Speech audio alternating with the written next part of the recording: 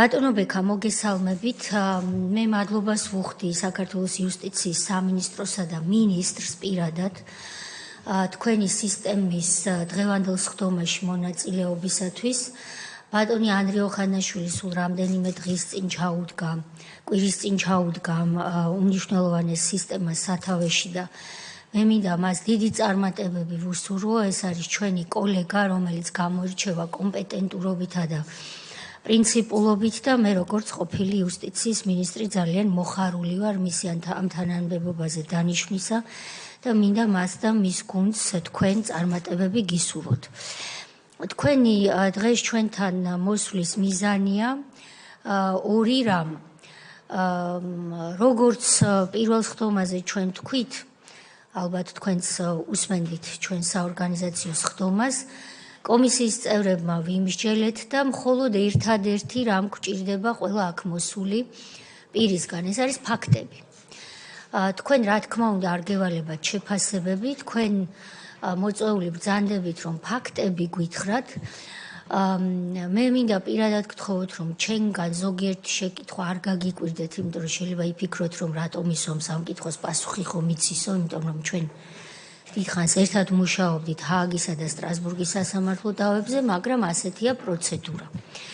შესაბამისად, გთხოვთ მოგვახსენოთ თავისუფალი თხრობის რეჟიმში ორი ტიპის ფაქტობრივი ინფორმაცია. ერთი ეხება სამ კონკრეტულ მიმართულებას, სტრასბურგის სასამართლო დავები, რომელიც 2003-2012 წლით დათარიღებულ ფაქტებს ეხება.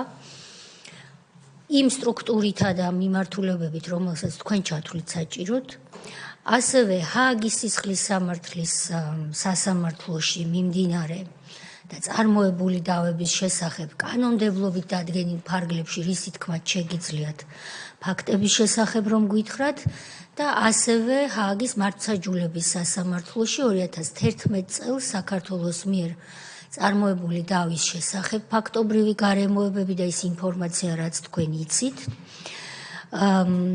და რომ საზოგადოებისთვისაც და ჩვენთვისაც მარტივი იყოს საუბარი, პირველი სასამართლო მოვიხსენიოთ სტრასბურგის სასამართლოს სახელით, მეორე სასამართლო მოვიხსენიოთ ICC-ის სახელით და მესამე სასამართლო მოვიხსენიოთ ICJ-ის სახელით. ეს გაადვილებს და დროს მოგვაგებინებს.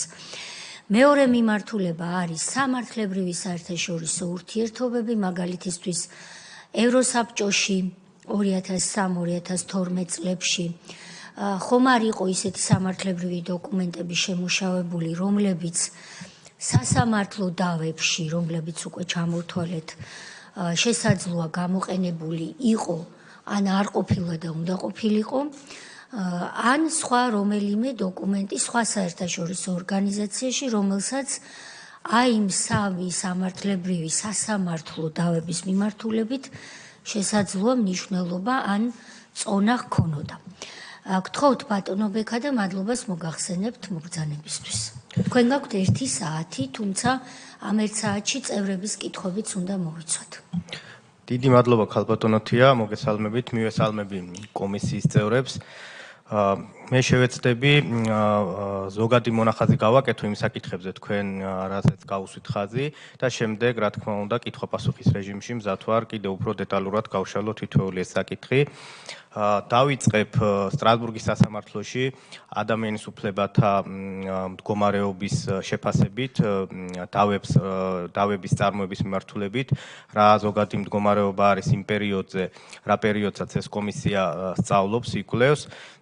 ზოგადი სურათისთვის უნდა ითქვას, რომ იმ პერიოდში, რაც საქართველო არის ევროსაბჭოს წევრი და შესაბამისად ადამიანის უფლებათა ევროპული კონვენცია არის ჩვენი ქვეყნისთვის სავალდებულო, მთლიანობაში არის 282 საქმეზე დარღვევა დადგენილი ევროპული სასამართლოს მიერ და უნდა აღინიშნოს, რომ აი ამ დარღვევების 79% მოდის 2003-2012 წლებზე, იმ პერიოდზე, რომელსაც ეს კომისია იკვლევს. შინაარსობრივად რაც შეეხება ამ სტატისტიკას, თითქმის დარღვევების ნახევარზე მეტი შეეხება ყველაზე მძიმე მუხლებს, ეს არის მეორე და მესამე მუხლები, ანუ სიცოცხლის უფლება და წამება. სხვა ასე ვთქვათ ხშირად დარღვეული მუხლები ეს არის უკანონო პატიმრობა, საქმის სამართლიანი განხილვის უფლება სასამართლოში, შეკრება მანიფესტაციის უფლების დარღვევა, საკუთრების უფლების დარღვევა და სხვა. ასევე ერთიანი სურათისთვის შეიძლება ითქვას, რომ რაც გამოკვეთილი არის ყველაზე ხშირად შეიძლება ითქვას დაახლოებით 100-მდე საქმე არის, როდესაც პატიმრების სხვადასხვა უფლება არის დარღვეული აი ამ მონაცემებიდან. ეს შეეხება როგორც ციხეში წამებას, მკვლელობას, არასათანადო პირობებს, არასათანადო მკურნალობას. ჯამში 100-მდე საქმე არის აი ამ მოცემულობიდან, რომელიც ამ პერიოდს ეხება და პენიტენციურ სისტემასთან, პატიმრების უფლებასთან არის დაკავშირებული. შეიძლება ითქვას, რომ აი ამ დარღვევებისთვის, რაც ამ პერიოდს ემთხვევა, საქართველოს სახელმწიფო ბიუჯეტიდან მოუწია გადაეხადა დაახლოებით 7 მილიონი ლარი იმისათვის, რომ ეს დარღვევები აენაზღაურებინა, მათი კომპენსირება მოეხდინა.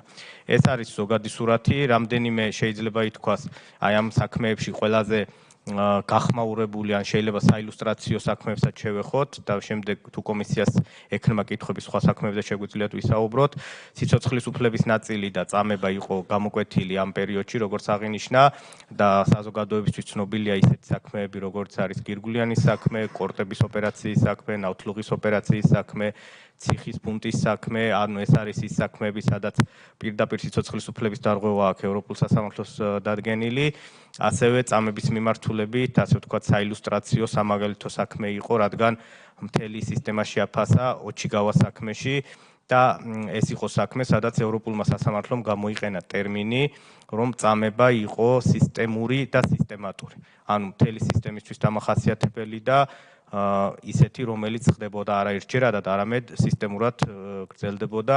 ოჩიგავას საქმეში არის აღწერილი არა მხოლოდ უშუალოდ აი ამ მომჩივნის მიმართ წამების რა მეთოდები გამოიყენებოდა, არამედ უფრო ფართოდ პენიტენციურ სისტემაში რა სისტემური მიდგომა იყო დადგენილი, დაწყებული იქიდან, რომ როდესაც პატიმარი პირველად შედიოდა პენიტენციურ სისტემაში, როგორი მეთოდებით ხდებოდა, ეს იყო ეგრეთ წოდებული საკარანტინო მიღება, ხელჯოხებით ცემა, შემდეგ თვითონ საკნებში ფეხზე დასადგომი ადგილი რო არ ქონდათ პატიმრებს, მათ არ ქონდათ ძილის შესაძლებლობა, მათ ეკრძალებოდათ საუბარი და ასე შემდეგ და ასე შემდეგ. თვითონ ეს ოჩიგავას შემთხვევა იყო გამორჩეული, რადგან ადამიანი შევიდა ჯამრთელი და აი ამ სისტემური წამების შედეგად ის ფაქტობრივად შეზღუდული შესაძლებლობის მქონე პირი გამოვიდა, მას აღარ შეეძლო დამოუკიდებლად გადაადგილება და თვითონ სტრასბურგის სასამართლოს გადაწყვეტილებაში აღნიშნულია ისეთი შემთხვევა, როდესაც მომჩივანი გააშიშვლეს, ცივი წყალი შეასხეს, მან ცემისგან გონება დაკარგა და როდესაც გონს მოვიდა, იყო მორგში მიცვალებულებზე მიბმული. აი ეს არის რაც შეიძლება უბრალოდ მაგალითის სახით რამდენიმე საქმე გავიხსენოთ აი ამ დავებიდან, იმ გადაწყვეტილებიდან, რომელზეც დარღვევა არის დადგენილი, სტატისტიკა გითხარით. თქვენის ნებართვით მე გადავალ მეორე მიმართულებაზეც ზოგად მონახას გავაკეთებ და შემდეგ შეგვიძლია კითხვა-პასუხის რეჟიმში უფრო დეტალურად ამოვწუროთ. რაც შეეხება სამ საერთაშორისო სასამართლოს, უნდა ითქვას, რომ სამივე მიმართულება საინტერესო იყო, რადგან სწორედ 2008 წლის ომის შემდეგ დაიწყო ამ სასამართლოებში საქმის წარმოება. სულ რამდენიმე დღეში აგვისტოს ომიდან საქართველოს მიმართა, საქართველოს მაშინდელმა ხელისუფლებამ მიმართა სტრასბურგის სასამართლოს და ICJ-ის მართლმსაჯულების საერთაშორისო სასამართლოს ჰააგაში საქმის წარმოების დასაწყებად, რაც შეეხება ICC-ის სისხლის სამართლის საერთაშორისო სასამართლოს, მისმა პროკურორმა საკუთარი ინიციატივით დაიწყო საქმის წინასწარი მოკვლევა. ფაქტობრივად შეიძლება ითქვას, რომ ომიდან რამდენიმე დღეში სამი საერთაშორისო სასამართლო ჩაერთო იმისათვის, რომ გამოეკვლია რეალურად რა მოხდა აგვისტოს ომის დროს და პირველი და რა თქმა უნდა ეროვნულ დონეზე პროკურატურამ დაიწყო ამ საქმის გამოძიება. პირველი, ასე ვთქვათ, განვითარება ამ საქმეში, სანამ რომელიმე სასამართლოში რაიმე ფაქტობრივი გარემოება დადგინდებოდა, ან შიდა გამოძიების ეტაპზე რაიმე გარემოება დადგინდებოდა, 2 თვეც არ იყო გასული. პირველი დოკუმენტი, ესე ვთქვათ, რაც ჩდება ამ საქმის შეფასებასთან დაკავშირებით, ეს არის 2008 წლის 2 ოქტომბერს ევროსაბჭოს საპარლამენტო ასამბლეის რეზოლუცია 1633, რომელშიც შეფასებულია, ასე ვთქვათ, ფაქტობრივი გარემოებების და გარკვეულწილად სამართლებრივი შეფასებაც არის მოცემული ომთან დაკავშირებით და ორი მიმართულება იყო საქართველოსთვის, ასე ვთქვათ, საყურადღებო, რომელიც შემდეგ საერთაშორისო რომელმაც გავლენაც მოახდინა გარკვეულწილად საერთაშორისო სასამართლოებში საქმის წარმოებაზე, პირველი ამ რეზოლუციამ საკუთარი შეფასება გააკეთა ომის დაწყებასთან დაკავშირებით და რეზოლუციის მეხუთე პუნქტში აღნიშნული არის, რომ სრულმასშტაბიანი ომი დაიწყო საქართველოს მიერ ცხინვალის დაბომბვის შედეგად. ეს არის მეხუთე პუნქტში ჩაწერილი. აქვე საუბარი არის, რომ ორივე მხარემ, საქართველომაც და რუსეთმაც დაარღვია საერთაშორისო სამართლის არაერთი ნორმა და მე-11 პუნქტში კიდევ უფრო მძიმე ჩანაწერია გაკეთებული. იქ საუბარი არის, რომ მათ შორის ქართული მხარე არღვევდა, იყენებდა კასეტური არახს, იყენებდა არაპროპორციულ ძალას და ჩადენილი არის ომის დანაშაულები. ეს არის პირდაპირ ჩაწერილი, ეს არის დოკუმენტი, რომელიც ასევე შეიძლება საყურადღებო იყოს, რომ რუსეთის დელეგაციამ სწორედ იმიტომ, რომ ორივე მხარე იყო დადანაშაულებული, მათ შორის რუსეთის მხარე ხელი არ მოაწერა ამ რეზოლუციას, თუმცა საქართველოს დელეგაციამ ხელი მოაწერა იმ ჩანაწერს, რაც იყო მეხუთე და მათ შორის მეხუთე და მე-11 პუნქტებში. ამ რეზოლუციიდან შეიძლება საყურადღებო იყოს ასევე ერთი პუნქტი, რომელიც საუბრობს იმაზე, რომ არც ერთ მხარეს არ გაუკეთებია არაფერი იმისათვის, რომ კონფლიქტი სრულმასშტაბიან ომში არ გადასულიყო და პირიქით განმუხტულიყო. და თვითონ ამ რეზოლუციის მითითებაც არის, რომ უკვე ის დეტალები, რომელზეც მათ ისაუბრეს, ესე ზოგადი სურათი გამოკვეთეს, დეტალურად უკვე ამ საერთაშორისო სასამართლოებს, სტრასბურგის სასამართლოს და ჰააგის ორ სასამართლოს საკუთარი სამართალწარმოების ფარგლებში შეეფასებინათ. ქრონოლოგიურად შემდეგი განვითარება არის 2008 წლის დეკემბერი, როდესაც ევროკავშირი ქმნის ეგრეთ წოდებულ ტალიაუინის კომისიას, ეს იყო ევროკავშირის ეგიდით შექმნილი ფაქტების დამდგენი კომისია. კომისიას უნდა ფაქტობრივი გარემოებები შეესწავლა და საკუთარი პოზიცია დაეფიქსირებინა. ტალიაუინის კომისია ინფორმაციას აგროვებდა ყველა წყაროდან, მათ შორის ეყრდნობოდა ამ რეზოლუციას, ეყრდნობოდა ყველა მხარის მიერ, მათ შორის საქართველოს მხრიდან მიწოდებულ ინფორმაციას და ტალიაუინის კომისიის დასკვნა გამოვიდა 2009 წლის სექტემბერში, სადაც ფაქტობრივად ეს ორი მიმართულება, ორი საყურადღებო მიმართულება, რომელიც იყო ევროსაბჭოს რეზოლუციაში, ემთხვევა ასევე ტალიაუინის კომისიაც იგივე დასკვნებს აკეთებს ომის დაწყებასთან დაკავშირებით, რომელიც სრულმასშტაბიანი ომის დაწყებას უკავშირებს საქართველოს მხრიდან ცხინვალის დაბომბვას და საუბარი არის, რომ ორივე მხარემ, საქართველომაც და რუსეთმაც დაარღვია საერთაშორისო სამართლის ნორმები, საუბარია ადამიანის უფლებათა საერთაშორისო სამართალზე და საერთაშორისო ჰუმანიტარულ სამართალზე. საერთაშორისო ჰუმანიტარული სამართლის დარღვევა გულისხმობს სისხლის სამართლის საერთაშორისო სამართლის მიხედვით ომის დანაშაულებს უტოლდება. ეს იყო ორი მნიშვნელოვანი დოკუმენტი, რომელიც გაჩნდა მანამდე, სანამ რომელიმე საერთაშორისო სასამართლო საკუთარ შეფასებას დასკვნას გააკეთებდა. შემდეგი განვითარება ამ მიმართულებით იყო 2011 წელი. 2011 წლის აპრილში ICJ-მ მართლმსაჯულების საერთაშორისო სასამართლომ გამოიტანა გადაწყვეტილება საქართველოს მიერ შეტანილ საჩივართან დაკავშირებით და სამწუხაროდ ეს დავა საქართველომ წააგო და ამ გადაწყვეტილებიდან საყურადღებოა რამდენიმე ასპექტი. ერთი მიმართულება არის ის, რომ გადაწყვეტილებაში წერია, რომ ქართულმა მხარემ ვერ შეძლო დაედასტურებინა, რომ საქართველოს მოსახლეობა იყო ეთნიკური წმენდის და დისკრიმინაციის მსხვერპლი 2008 წლის ომამდე. ამ მთელი ეს პერიოდი შეაფასა 90-იანი წლებიდან დაწყებული 2008 წლის ომამდე. ამ პერიოდში მითითებაა გაკეთებული, რომ ქართულმა მხარემ ვერ შეძლო მტკიცებულებების წარდგენა და იმის დადასტურება, რომ ეს ეთნიკური წმენდა და დისკრიმინაცია ხდებოდა და ასევე საუბარია იმაზე, რომ ქართულმა მხარემ ვერ შეძლო დაედასტურებინა, რომ ამ საკითხებთან დაკავშირებით 2008 წლის ომამდე საქართველომ რაიმე სამართლებრივი პრეტენზია წაუყენა რუსეთის ფედერაციას. ცოტა მეტი შეფასებაა გაკეთებული უშუალოდ აგვისტოს ომის პერიოდში ხომ არ იყო უფლებების დარღვევა, აქ საუბარია დისკრიმინაციაზე, რადგან ამ კონვენციასთან მიმართებით რუსეთის ფედერაციას იურისდიქცია აღიარებული ჰქონდა მხოლოდ დისკრიმინაციის ნაწილში და აი ამ ერთი მიმართულების ნაწილშიც საბოლოოდ დაუშვებლად გამოაცხადა საჩივარი, რადგან სასამართლომ ჩათვალა, რომ ქართულმა მხარემ არ დაიცვა სათანადო პროცედურული წინაპირობები იმისათვის, რომ საქმე სასამართლოს არსებითად განეხილა. ფაქტობრივად 2011 წლის მონაცემებით, სანამ დანარჩენი ორი სასამართლო, სტრასბურგის სასამართლო და სისხლის სამართლის საერთაშორისო სასამართლო, ასე ვთქვათ, საკუთარ შეფასებას დადებდნენ ომთან დაკავშირებით. უკვე 3 დოკუმენტი არის საერთაშორისო დონეზე. ეს არის ევროსაბჭოს საპარლამენტო ასამბლეის რეზოლუცია, ეს არის ტალიაუინის დასკვნა და ეს არის მართლმსაჯულების საერთაშორისო სასამართლო ICJ, რომელშიც ომის დაწყებასთან დაკავშირებით სამივეში არის იდენტური შეფასება გაკეთებული. ორი დოკუმენტი საუბრობს, რომ ორივე მხარემ, მათ შორის საქართველომ დაარღვია საერთაშორისო სამართალი და ჩაიდინა ომის დანაშაულები და მართლმსაჯულების საერთაშორისო სასამართლოში ICJ-ში საქართველომ დავა წააგო. აი ეს არის მოცემულობა 2011 წლის ჩათვლით. და შემდეგ უკვე და ამ პერიოდში ასევე საყურადღებოა ისიც რომ საქართველოს როდესაც უწევს უკვე აქტიურ ფაზაში გადასვლა ამ სამართალწარმოების ხდება ეს მოცემულობა და დამატებით ემატება 3300 საჩივარი რომელიც სტრასბურგის სასამართლოში არის შეტანილი ეთნიკური ოსების მიერ ეს იყო რუსეთის ფედერაციის ორკესტრირებით, თუმცა სამწუხარო ფაქტი იყო ისიც, რომ აი ამ საჩივრებში იყო ისეთიც, რომლებიც ქართულმა არასამთავრობო ორგანიზაციებმა შეიტანეს საქართველოს წინააღმდეგ, მაგალითისთვის შეიძლება ითქვას ახალგაზრდა იურისტთა ასოციაციის მიერ შეტანილი საქმე სიპოლსი საქართველოს წინააღმდეგ, ეს იყო საქმე მხოლოდ საქართველოს წინააღმდეგ, არ იყო საქმე საქართველოს და რუსეთის წინააღმდეგ, მხოლოდ საქართველოს წინააღმდეგ, სადაც საქართველოს ედავებოდნენ იმას, რომ ცხინვალის დაბომბვა მოხდა ეგრეთ წოდებული გრადებით და ამის შედეგად იქ მოსახლეობა დაიღუპა.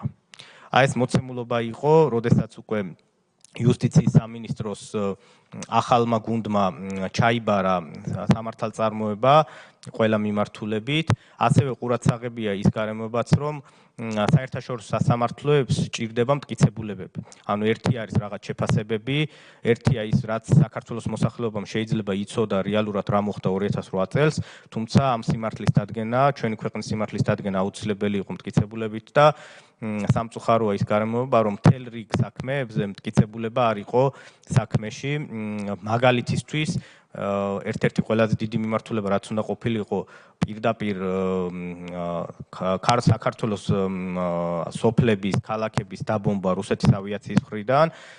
აი ამის დამადასტურებელი მტკიცებულებაც კი არ იყო საქმეში და ჩვენ მოგვიწია ფაქტობრივად წლების შემდეგ ნულიდან აი ამ მტკიცებულებების შექმნა და საზოგადოებისთვის უკვე ცნობილი არის ეს ისკანდერის დაკარგვის ნაწილიც.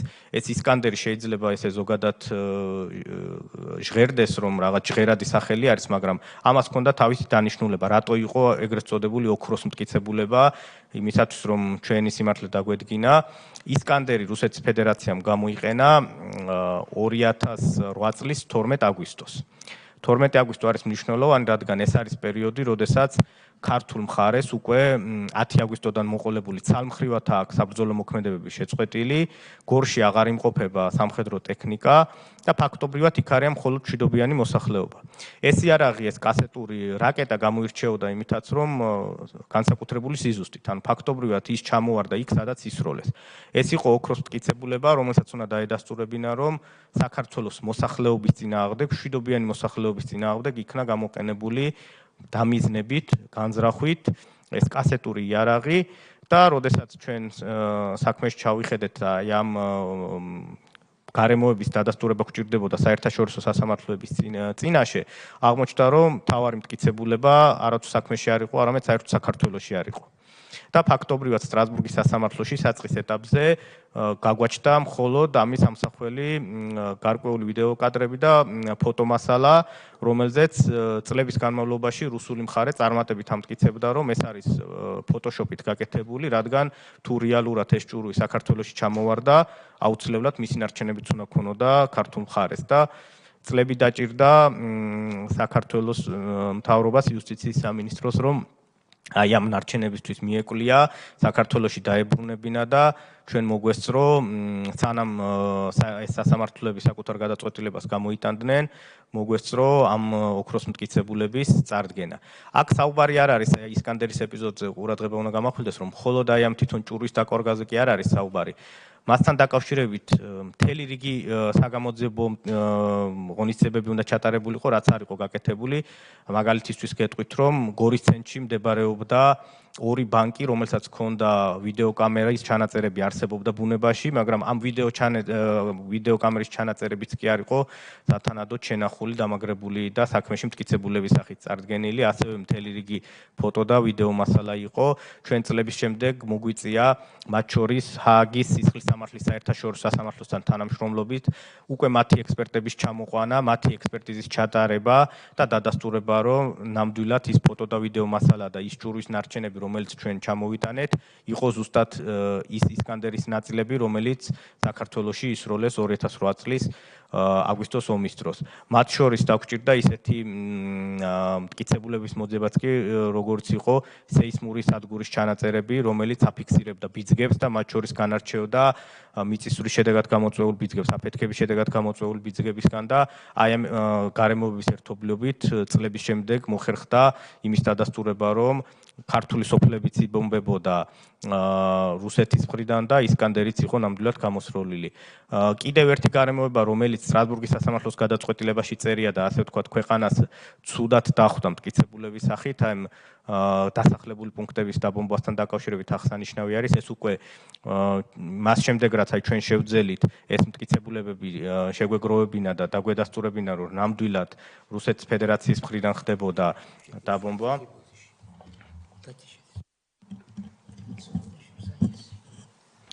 აღმოჩნდა, რომ რუსეთის ფედერაციამ წარადგინა მტკიცებულების სახით ესეთი გარემოება, რომ მაშინდელი ხელისუფლების პირობებში თავდაცვის მინისტრის მოადგილეს ჰქონდა Human Rights Watch-ისთვის მიცემული ინტერვიუ, სადაც ის ფაქტობრივად აღიარებდა, რომ ქართულ დასახლებულ პუნქტებში ჩამოცვივდა საქართველოსთან გასროლილი ჭურვები. ანუ ეს იყო ისეთი მტკიცებულება, რომელიც ფაქტობრივად ჩვენ რაც შევძელით და წარგვედგინა, რომ ნამდვილად რუსეთის ფედერაციის მხრიდან იბომბებოდა ქართული დასახლებული პუნქტები, რუსეთის ფედერაციამ წარმოადგინა არგუმენტად კონტრმტკიცებულებად აი ეს ინტერვიუ, რომელიც არ იყო უბრალოდ ვინმე პოლიტიკოსის გაკეთებული, ეს იყო თავდაცვის მინისტრის მოადგილის გაკეთებული შეფასება, რომელიც დოკუმენტირებული იყო და იყო Human Rights Watch-ის მიერ უკვე ანგარიში გადატანილი, რომელიც შემდეგ სამწუხაროდ მოხდა სტრასბურგის სასამართლოშიც, რადგან ეს მტკიცებულება რუსეთის ფედერაციას გააჩნდა. აი ამ ვითარების შემდეგ საბედნიეროდ მოხერხდა ისე, რომ ანუ ეს იყო, ასე ვთქვათ, წინაპირობა იყო ის, რომ თითქოს უკვე 2008 წლის პირველი თვეებიდან მოყოლებული გარკვეულწილად ქართული მხარეც მაშინდელი ხელისუფლება აღიარებდა, რომ კი ორივე მხარემ გარკვეული დარღვევები ჩაიდინა, არათუ გარკვეული დარღვევები ომის დანაშაული ჩაიდინა და როდესაც ჩვენ გვიწევდა ამ საქმეზე მუშაობა, ამოცანა იყო ის, რომ ერთი მხრივ დაგვედგინა რუსეთის ფედერაციის პასუხისმგებლობა, მაგრამ მეორე მხრივ როგორღაც აი ჩვენი ჯარისკაცების ღირსება აგვედგინა და აი ეს დაბრალება იმის, რომ მათ ჩაიდინეს ომის დანაშაული, როგორღაც ამისგან გადაგვერჩინა ჩვენი სახელმწიფო და საბედნიეროდ მოხერხდა ისე, რომ როგორც სტრასბურგის სასამართლოში, ისე ჰააგის სასამართლოში, სისხლის სამართლის საერთაშორისო სასამართლოში ყველა დავა დასრულდა საქართველოს გამარჯვებით. აქ საუბარია იმაზე, რომ რაც საქართველოს ჰქონდა შეტანილი რუსეთის წინააღმდეგ, სრულად საქართველოს გამარჯვებით დასრულდა. და ასევე ის 3300 საჩივარი, რაც ვახსენე, რომელიც საქართველოს წინააღმდეგ იყო შეტანილი, აი ამ საჩივრებშიც საქართველოს სრული გამარჯვება მოიპოვა. ფაქტობრივად დადგინდა, რომ ქართულ სამხედროებს საერთაშორისო სამართალი ომისთან არ დაურღვევიათ და ომის დანაშაულები არ ჩაუდენიათ.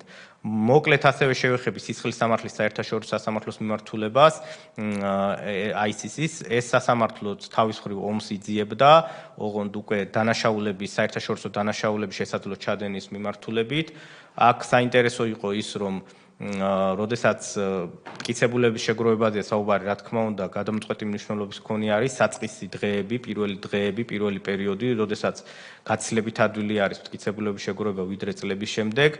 თუმცა წლების განმავლობაში ჰააგის სასამართლო აკვირდებოდა იმას, თუ რა მტკიცებულებები მოგროვდა ეროვნულ დონეზე და უკვე 2015 წლიდან მან გადაწყვიტა, რომ აუცილებელი იყო თვითონაც ჩართულიყო საქმეში.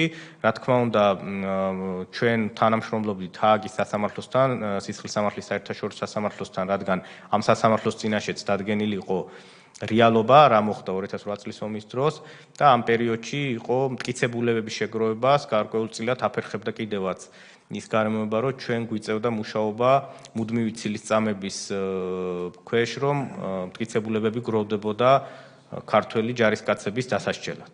მაშინ, როდესაც 2008 წლიდან იყო აღიარება გაკეთებული წინა ხელისუფლების მხრიდან, რომ ქართველმა ჯარისკაცებმა ომის დანაშაული ჩაიდინეს, ჩვენ გვიწევდა აი ამ ბრალდებების ფონზე მუშაობა თითქოს ქართველი ჯარისკაცების დასასჯელად გვინდოდა ეს მტკიცებულებები. წლების შემდეგ, რა თქმა უნდა, საზოგადოებამ დაინახა, რისთვის გროვდებოდა ჩვენი ხელისუფლების მიერ ეს მტკიცებულებები, თუმცა ის პერიოდი იყო საკმაოდ რთული მტკიცებულებების მოსაძიებლად, რადგან ჩვენ გვჭირდებოდა ჩვენი ქვეყნის ინტერესების დასაცავად აი ამ მტკიცებულების შეგროვება და აი ამ ცილისწამების ფონზე იყო ძალიან რთული გართულებული, მათ შორის აი ამ გარემოებების შეფასება და მტკიცებულების მოგროვება.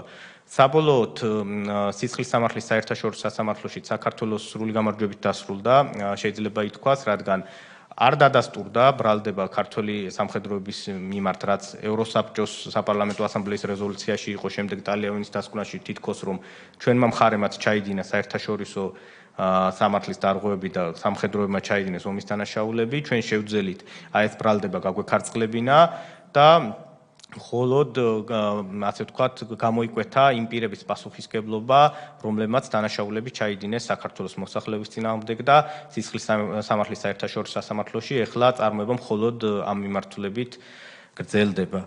მე ვფიქრობ, პირველი კითხვები, რაც იყო ქალბატონთია თქვენი მხრიდან დასმული, შევეხე ამ საკითხებს, თუ რაიმე გამომრჩა, ვფიქრობთ, რომ დასამატებელია, მზად ვარ დამატებით ინფორმაცია მოგაწოდოთ. დიდი მადლობა ბატონო ბექა, თქვენ მოკლედ, მაგრამ ამომწურავად ახსენით, თუ რა ვითარებაში გადაიბარა ქართული ოცნების ხელისუფლებამ 2012 წლის ოქტომბრიდან ყველა ის სასამართლო დავა თუ სამართლებრივი მიმართულება, რომელიც ეხებოდა აგვისტოს ომის თემას, არ არსებობდა დამაგრებული მტკიცებულებები, ან საერთოდ მტკიცებულებები არ არსებობდა. თუ არსებობდა, გაფანტული იყო უწყებებში. ჰააგის მართლმსაჯულების სასამართლოში დავა იყო წაგებული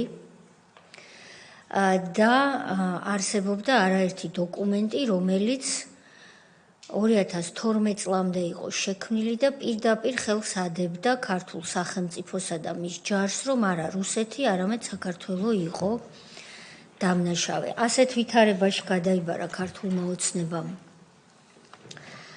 ეს საქმეები და შემდეგ, როგორც თქვენვე დაადასტურეთ, ეს ყველაფერი შეტრიალდა სიმართლისკენ და ყველა დავა საქართველომ რუსეთს მოუგო სწორედ ქართული ოცნების ხელისუფლების ძალისხმევის შედეგად. ამას მოწმობს ის ფაქტები, რომლებიც თქვენ ჩამოთვალეთ და არა მხოლოდ ეს ფაქტები, არამედ ბევრი სხვაც, რომელსაც ნახევარ საათში ვერ წარმოადგენ. მე მინდა მადლობა გადაუხადო ყველა იმ პირს, ვინც ამ პროცედურაში იყო ჩართული, დაწყებული რიგითი პროკურორიდან გაგრძელებული სახელმწიფო უსაფრთხოების სამსახურის თანამშრომლებით, რა თქმა უნდა, თავდაცვის სამინისტროსა და გენერალური შტაბის წარმომადგენლებით, პოლიტიკური თანამდებობის პირებით და თითოეული მიუსტიციელით, რომელიც მუშაობდა სწორედ სიმართლის დასადგენად და აქ მინდა ხაზგასმით გამოვყო ამჟამად ჰააგის სისხლის სამართლის სასამართლოში საქართველოდან მოსამართლე, ქართველი მოსამართლე ბატონი გოჩა ლორთქიფანიძე, რომელიც მაშინ ჩემი მოადგილე გახლდათ. ამიტომ ყველას დიდი მადლობა.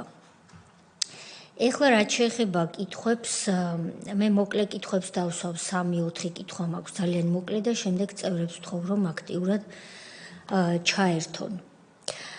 ICJ-ში, როცა დავა წააგო საქართველომ 2011 წელს, ვინ წარმოადგენდა საქართველოს სახელმწიფოს, დავა ვის მიყავდა, ვინ იყო მომჩივანი, მოსარჩელე. ეს ერთი, 3300 საჩივრიდან სტრასბურგის სასამართლოში ხომ არ არის გარკვეული ოდენობა კვლავ მიმდინარე, თუ ყველა დასრულდა. თქვენ ბრძანეთ, რომ ის რაც დასრულდა, საქართველოს გამარჯვებით დასრულდაო, ანუ მომჩივანმა მხარემ წააგო საქართველოს წინააღმდეგ დავა. ყველა ასეთია, თუ არის მაინც საჩივრები, სადაც შესაძლოა საქართველოს გამარჯვებით არ დასრულდა და რამდენია მიმდინარე თუ არის ასეთი. და მესამე შეკითხვა მაქვს ასევე მოკლე პასუხს რომ საჭიროებს ისეთი საზოგადოებისთვის ცნობილია და ჩვენ როცა დავას ვაწარმოებდით მაშინ ეს არაერთხელ ვნახეთ, მაგრამ საზოგადოებას და კომისიის წევრებს რომ განუმარტოთ, მართალია თუ არა რომ 2008 წლის ომი ის რამდენიმე დღე იმართებოდა პრაქტიკულად ტელეფონით და ომს სახელმწიფო მართავდა არა ისე როგორც ეს ნორმალურ ვითარებაში არის რომ მაგალითად დოკუმენტირება ხდება საომარი მოქმედებების წესია ასეთი ასევე ომის მიმდინარეობისას სპეციალური ჯგუფი მუშაობს რომელიც მტკიცებულებებს მოიპოვებს ამაგრებს და ქრონოლოგიას ადგენს რის მერე რა მოხდა ამის ნაცვლად საქართველო ომს როდესაც რუსეთი თავს დაგვესხა აწარმოებდა ზეპირად ტელეფონის მეშვეობით და მთავარ სარდლის მიხეილ სააკაშვილის ბრძანებაც კი რომლითაც მან ჯარი გამოიყვანა კონკრეტულ დღეს 10 აგვისტოს ხომ ესეა სწორად მახსოვს 10 აგვისტოს ჯარი უკვე გამოიყვანა ანუ ჩვენ ომი შევწყვიტეთ საომარი მოქმედებები შევწყვიტეთ 10 აგვისტოს აი ეს მტკიცებულებაც კი მართალია თუ არა რომ დედანის სახით არ არსებობდა და ვერასდროს ვერ მოიპოვეთ და როგორ შეძელით ვთქვათ იმის დადასტურება სტრასბურგში რომ საქართველო 10-ში უკვე წყვეტს საომარ მოქმედებებს და 12-ში ჩამოგდებული ისკანდერი შესაბამისად არ არის რაიმეზე პასუხი არის უბრალოდ ან ექსპერიმენტი ქართულ მოსახლეობაზე ან კიდევ უარესი ომის დანაშაული აი ეს ყველაფერი რამდენად მართალია და როგორ შეძელით ის რომ დედნის და დედნების არარსებობის პირობებში მაინც დაამტკიცეთ ქართული ჯარისა და ქართველების და საქართველოს სიმართლე ხო არ გნებავთ შევაგროვოთ კითხვები თუ როგორ გირჩევნიათ თქვენთვის როგორც უფრო მოსახერხებელი ალბათ შევაგროვოთ კითხვები თქვენ ინიშნავთ და მიჩვეული ხართ ასამუშაობას ამიტომ არ გაგიჭირდებათ ბატონი ალეკო ბატონი თენგიზი ბატონი სოზარი ბატონი ილია ბატონი გურამი და სავარაუდოდ ბატონი პაატა დიდი მადლობა ბატონო ბექამ ძალიან მნიშვნელოვანი ინფორმაცია მოვისმინეთ თუმცა ჩვენთვის ნაწილობრივ ცნობილი იყო მაგრამ აქ მნიშვნელოვანია რომ საზოგადოებამ შეიტყოს მეტი იმ მოვლენებთან დაკავშირებით რომელსაც ახლა თქვენ წარმოადგენთ ამიტომ შეიძლება ჯერჯერობით ის საინტერესო კითხვები ამ ეტაპზე არ დავსვა მაგრამ მაინც მე კონკრეტიკისკენ წავიდოდი და არ მოყვეთ ამ პოლიტიკური ნაწილისგან შევიკავებდი თავს. მაგალითად, ვინ იყო ის მინისტრის მოადგილე, რომელმაც ეს კომენტარი გააკეთა და მისცა ჟურნალისტებს ინტერვიუ,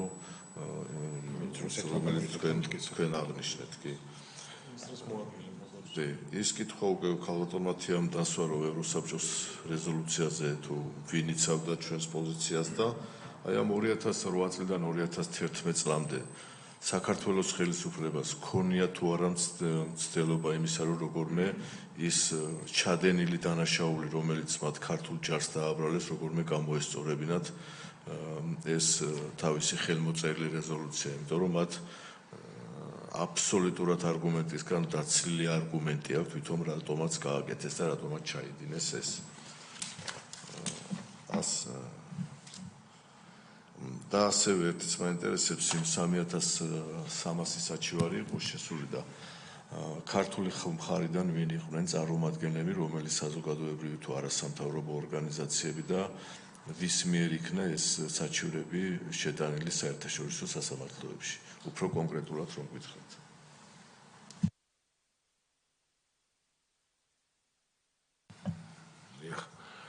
ბატონო აქ პირველ რიგში დიდი მადლობა ამ გადაღებული ინფორმაციისთვის. გვარებს აქვს განსაკუთრებული მნიშვნელობა ეს საგამოძიებო კომისია და ეს ზოგადი მიმოხილვიდან კონკრეტიკაზე გადავიდეთ, მაგალითი ბატონო ალექსანდრევაც მოგცა. ვინ აწარმოებდა კონკრეტულად იუსტიციის სამინისტროსთან ამ საქმეებს, პირველ შემთხვევაში, როდესაც ჩვენ წავაგეთ იმის გამო რომ მტკიცებულებები სრულად არ იყო წარდგენილი, ვინ იყო პასუხისმგებელი ქართული მხრიდან ოფიციალურად ამისა, რომელი თანამდებობის პირით თავის სახელით და გვარით. ნუ ამ კითხვაზე მოკლედ ასე თქვენ პასუხი. ეს მაინტერესებს მე, ვინ ნაწარმოებდა, ვინ იყვნენ ჩართულები და ვის ევალებოდა ამ მტკიცებულებების შეგროვება. და ვინ კონკრეტულად სასამართლოში ვინ იყო ჩვენი წარმომადგენელი და აქედან საქართველოს იუსტიციის სამინისტროში ვინ იყო პასუხისმგებელი ამ საქმის წარმოებაზე ის თანამდებობის პირი. მადლობთ. დიდი მადლობა ბატონო ბექა. საინტერესო ინფორმაცია იყო, მაგრამ კარგად გვესმის, რომ თითოეული ამ წინადადების უკან ტომები დგას და რამხელა სამუშაო არის გაწეული ამ წლების განმავლობაში. დიდი მადლობა ამ ყველაფრისთვის. რამდენიმე სხვადასხვა სფეროდან მაქვს კითხვა. პირველი, აი 7 მილიონ ლარზე როცა ვლაპარაკობთ, თავისთავად ბიუჯეტისთვის 7 მილიონი ცოტა არ არის, მაგრამ არაფერი არ არის იმასთან შედარებით, რა ტკივილიც იმ ოჯახებმა განიცადეს და ხშირ შემთხვევაში ლაპარაკი არის მსხვერპლზე და სამუდამოდ დაკარგულ ჯანმრთელობაზე და სხვა. ვიცი რომ წლების განმავლობაში ბევრი საქმე დამთავრდა მორიგებით სტრასბურგში.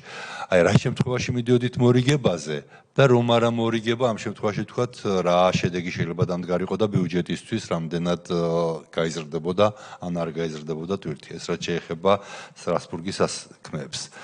მეორე 16-33 რეზოლუციაზე ლაპარაკობდით და მათ შორის ისეთ მუხლებზე, რომლებზეც ზოგჯერ არ ვამახვილებს ხოლმე ყურადღება, სადაც პირდაპირ არის საქართველოზე დაბრალებული, რომ ჩვენ ვარღვევდით ადამიანის უფლებათა საერთაშორისო სამართალს და საერთაშორისო ჰუმანიტარულ სამართალს. ხომ ერთ-ერთი მუხლი ახსენეთ. რამდენად დაგხვდა წინ აი ეს ნაციონალური მოძრაობის მიერ ხელმოწერილი დოკუმენტები საერთაშორისო სასამართლოებში, როგორც ჰააგაში სისხლის სამართლის საერთაშორისო სასამართლოში, ისე სტრასბურგის ადამიანის უფლებათა სასამართლოში და მარტო ეს არა, იგივე წეღარაც თქვით მიცემული ჩვენებები საქართველოს მაღალი თანამდებობის პირების მიერ ბათუ ქუთელია იყო ერთ-ერთი რა თუნდა ამას ბევრი დამალვა და თქვენ განასწორებინე სხვა იყო მიცემული ვითხარით რომ ქართული მხარე იყენებდა მაგალითად კასეტურ ბომბებს მოსახლეობის წინააღმდეგ არა დამიზნებით, არამედ განურჩეულად, რაც თქვათ ხელი გქონდა მოწერილი, რა არ უნდა გამოგვეყენებინა.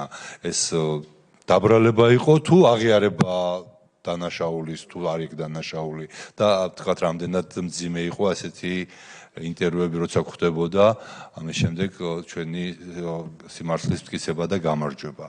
იგივე სისხლის სამართლის საერთაშორისო სასამართლოში კარგად გვახსოვს და თქვენ სახსენეთ როცა თქვენმა სამინისტრომ თეატრალური ოკეანის ხელმძღვანელობით დაიწყო თანამშრომლობა, როგორი ისტერიკა დაიმართა ნაციონალურმა მოძრაობამ, რომ ეს არის მიმართული ქართული ჯარისკაცების, ქართული გენერლების წინააღმდეგ და ჩვენ საწინააღმდეგო დავამტკიცეთ. მაგრამ მე სხვა რამე მაინტერესებს. რო არ დაგვეწყო თანამშრომლობა, რა მოხდებოდა? რამდენად, აი როგორ დამთავრდებოდა საქმე და ამ შემთხვევაში მართლა ვისზე შეიძლება გამოცხადებულიყო ის ძებნა, რომელიც გამოცხადდა de facto ხელისუფლების რამდენიმე წარმომადგენლის წინააღმდეგ და ვერ გამოცხადდა იგივე რუსი გენერლის წინააღმდეგ, რომელიც უბრალოდ მანამდე გარდაიცვალა.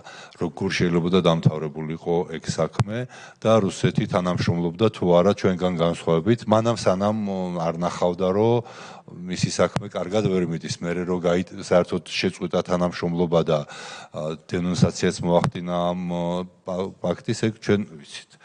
კიდევ ერთი მაინტერესებს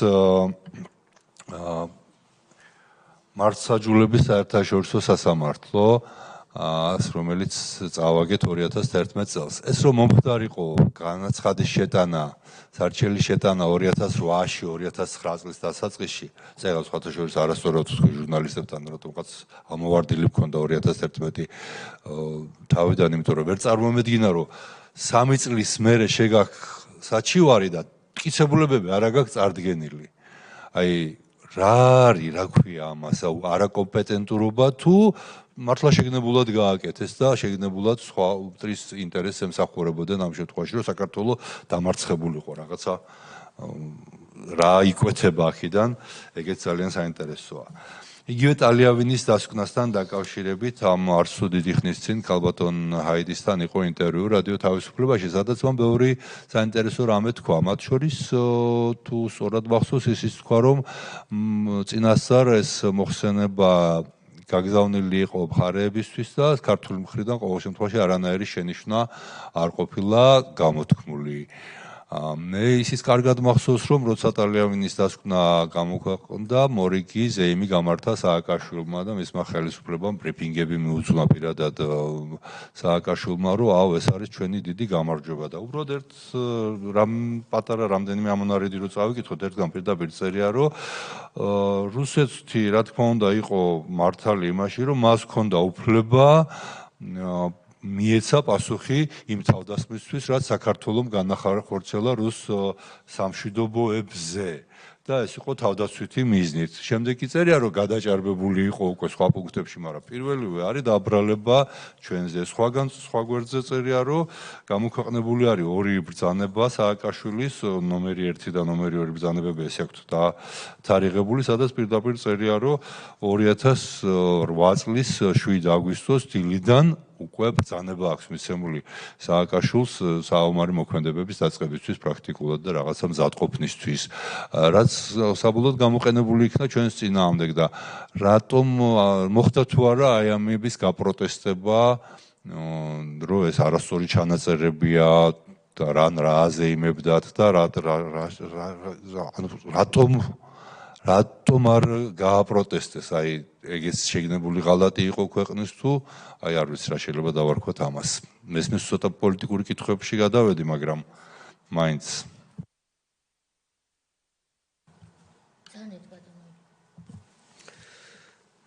მოგესალმებით, დიდი მადლობა ბატონო ბექა წარმოდგენილი ინფორმაციისთვის. მე ორი კითხვა მქონდა, ერთი ბატონმა ალექსანდრემ დასვა და მაშინ მეორე კითხვას ვიკითხავ.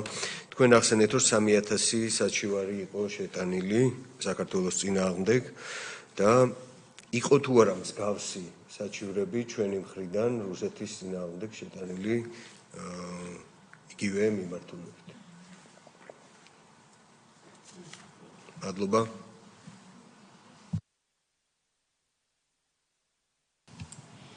გამარჯობათ, მოგესალმებით.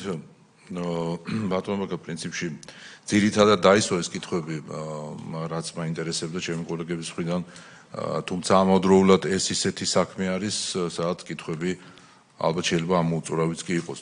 მაგრამ გამომდინარე იქიდან, რომ ჩვენს კომისიას აქვს კონკრეტული მიზანი, რომ აი ეს პერიოდი შეაფასოს, რა პერიოდიც რეჟიმად არის ცნობილი 2012 წლებში და კონკრეტულად ერთ-ერთი ძალიან მტკივნეული საკითხი ეს არის 2008 წლის ომი, ამიტომ თქვენ ასევე აღნიშნეთ, რომ პრაქტიკულად ეს პროცესი საერთაშორისო სასამართლოში ვერ იქნებოდა მოგებული თუ არა ის ოქროს მტკიცებულება ის ისკანდერის სახით, რომელიც თქვენ არ დახვდათ არა თუ საქმეში, არამედ საერთოდ როგორც თქვენ თქვით საქართველოში.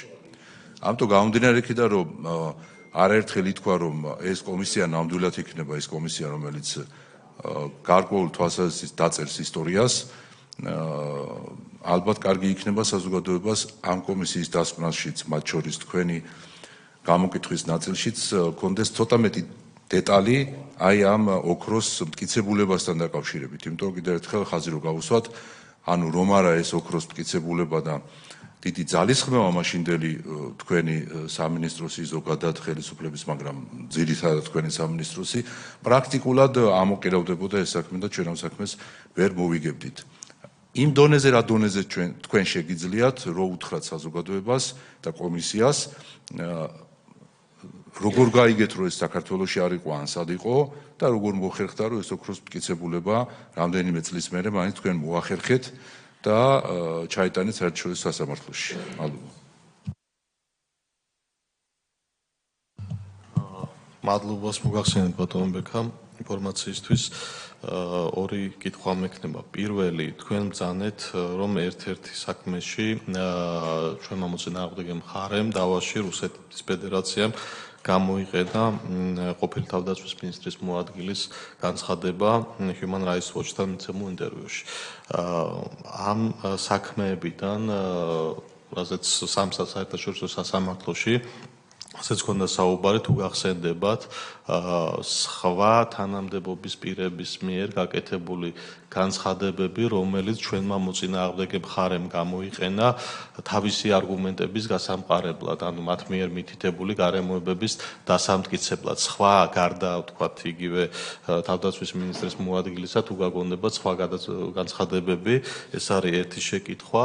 და მეორე შეკითხვა ეხება 2011 წელს მართლმსაჯულების საერთაშორისო სასამართლოში წარმოებულ დავასთან დაკავშირებით, სადაც სამწუხაროდ დავმარცხდით, თქვენ ბრძანდეთ, რომ ვერ იქნა წარდგენილი, ანუ ვერ დაადასტურდა მანამდე 2008 წლამდე საქართველოში განხორციელებული ეთნიკური წმენდის შესახებ ინფორმაცია.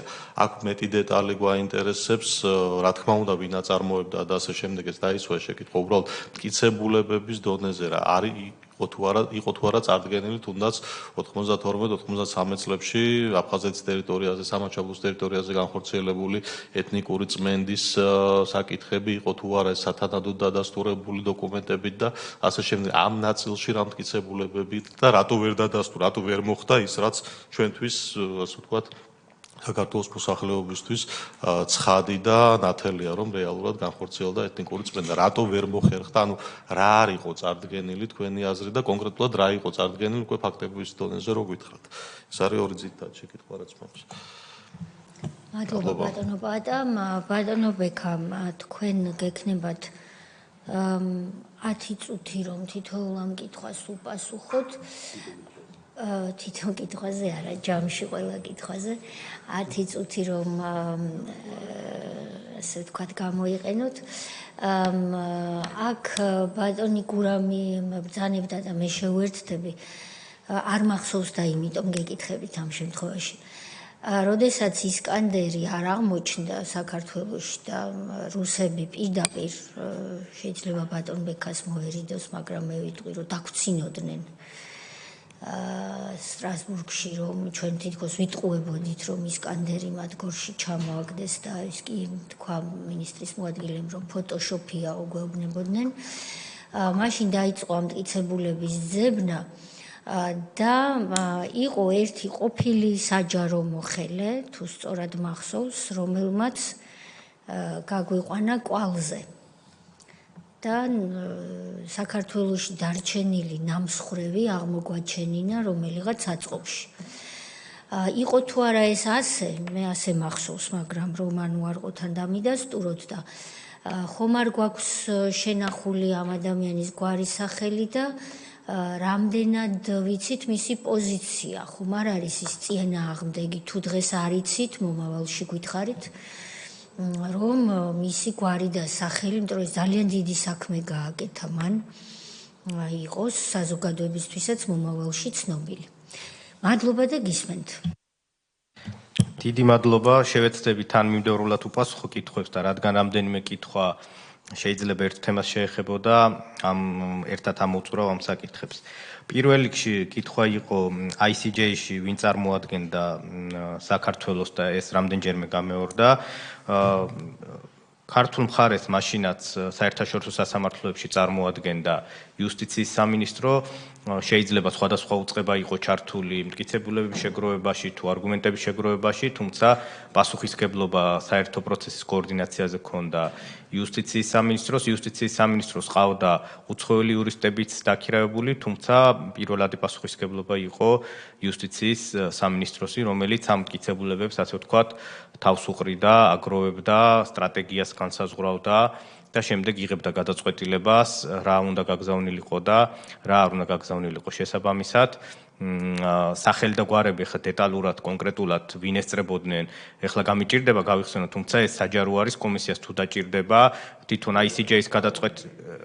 ICJ-ის გადაწყვეტილებაში არის სახელობით მინისტრის მოადგილე, რომელიც კურატორობდა იყო ქალბატონი თინა ბურჯალიანი, მაგრამ სხვა სახელობითად კონკრეტულად სასამართლოში ვინ წარმოადგენდა ამ ეტაპზე გამიჭირდება, რადგან ზეპირად არ მახსოვს, თუმცა ეს საჯარო ინფორმაცია არის და გადაწყვეტილებაში, ICJ-ის გადაწყვეტილებაში არის პირდაპირ მითითებული სახელობითად, ვინ წარმოადგენდა სახელმწიფოს ამ საქმეში. მინისტრი იმ პერიოდში არ მინდა შეცდომა შევიდე 2008 წელი იყო. თუ არ ვცდები, ან ნიკა გვარამია იყო, ანა დეიშვილი.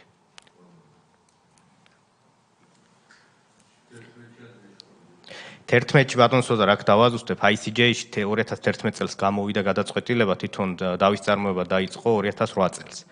ანუ 2011 არის გადაწყვეტილების გამოტანის თარიღი, როდესაც უკვე ამ სასამართლომ მიიღო გადაწყვეტილება.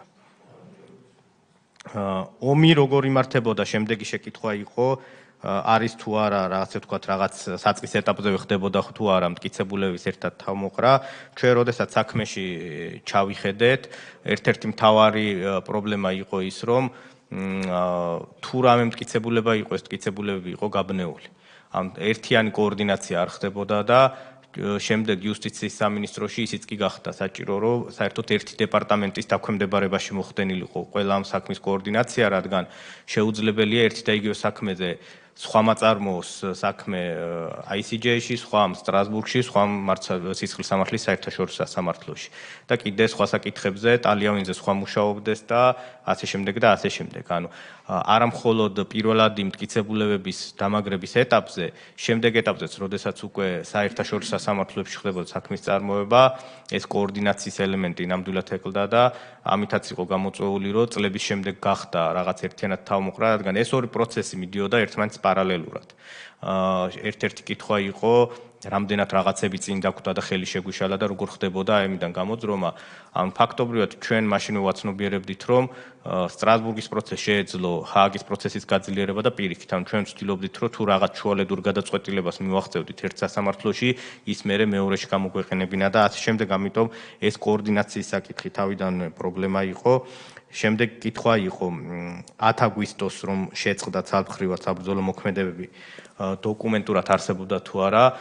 ნამდვილად ორიგინალი დოკუმენტის მოძიება ვერ შევძელით საქმეში, თუმცა მოხერხდა ასლის მოძიება. ეს იყო ნოტა საგარეო საქმეთა სამინისტროსი, რომელთაც დასტურდებოდა, რომ ქართულმა მხარემ ცალმხრივად შეწყვიტა 10 აგვისტოს დილით საბრძოლო მოქმედებები და ასევე ჩვენ დაგვჭირდა გაეროს უშიშროების საბჭოს არქივებში მასალების მოძიება, სადაც ასევე დადასტურებული იყო, რომ უკვე 10 აგვისტოს ცალმხრივად შეწყვეტის შესახებ იყო ინფორმაცია გაჟღერებული უშიშროების საბჭოს წინაშეც.